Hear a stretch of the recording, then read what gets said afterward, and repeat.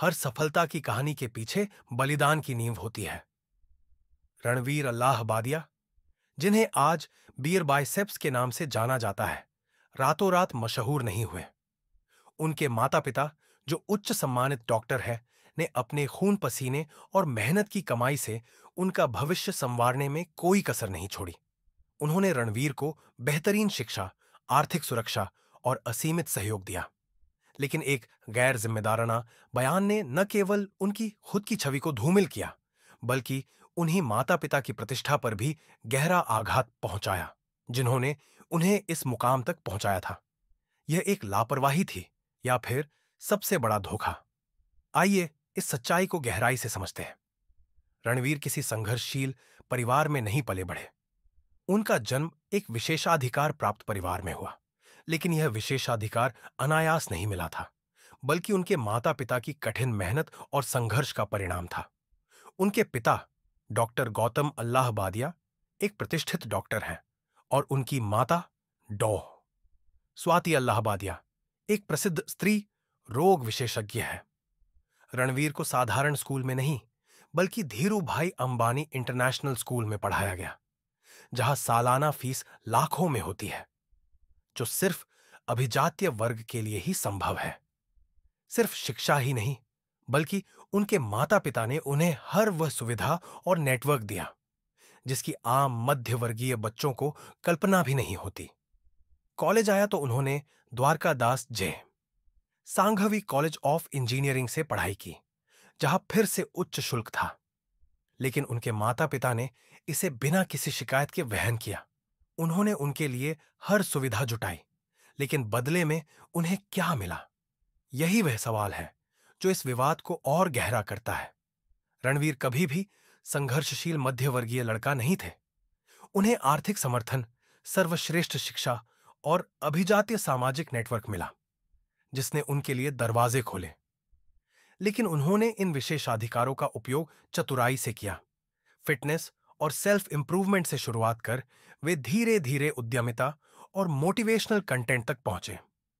उनका podcast the Ranveer show बड़ी सफलता बना, जिससे उन्हें बिजनेस टाइकून, बॉलीवुड सेलिब्रिटीज और वैश्विक प्रभावशाली लोगों से मिलने का मौका मिला। सुनियोजित ब्रांडिंग, लग्जरी लाइफस्टाइल और मजबूत नेटवर्किंग के सहारे उन्होंने अपनी अलग पहचान बनाई। और फिर आया राष्ट्रीय स्तर पर पहचान मिलने का क्षण। प्रधानमंत्री नरेंद्र मोदी ने उन्हें 2024 में डिसरप्टर ऑफ द ईयर के रूप में नेशनल क्रिएटर्स अवार्ड से सम्मानित किया।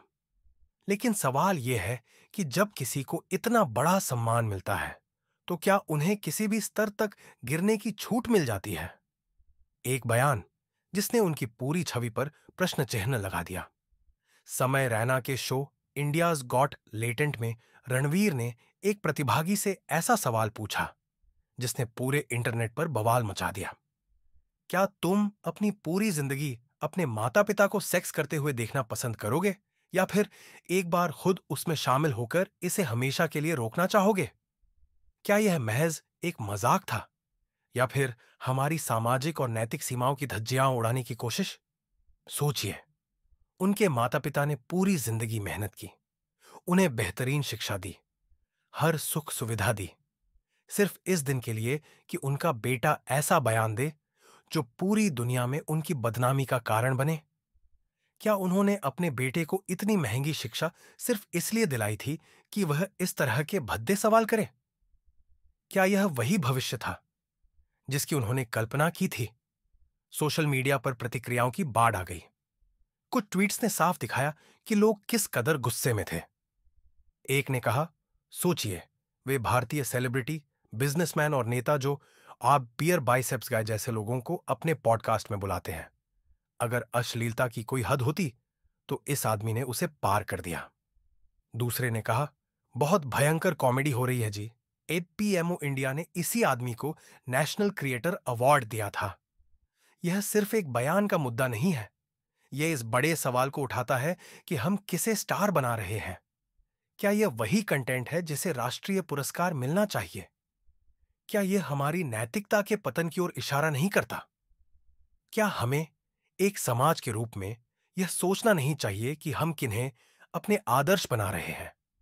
ये घटना हमें मजबूर करती है कि हम अपनी प्राथमिकताओं पर दोबारा विचार करें। निष्कर्ष, अपनी जड़ों को भूलने की कीमत रणवीर अल्लाह बादिया के माता पिता ने उन्हें सब कुछ दिया। शिक्षा, आर्थिक सुरक्षा, अनुशासन और प्यार। और फिर भी उनकी अपनी ही बातों ने उन पर धब्बा लगा दिया। यह सिर्फ एक विवाद नहीं है, बल्कि एक कड़वा सबक है।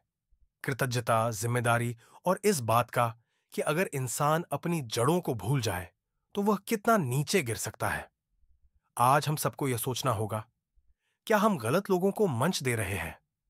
क्या सफलता के लिए नैतिकता से समझौता किया जा सकता है? क्या प्रसिद्धि अश्लीलता का लाइसेंस बन सकती है? किसी भी ऊंचाई पर पहुंचने के बावजूद आपकी जड़ें वही रहती हैं।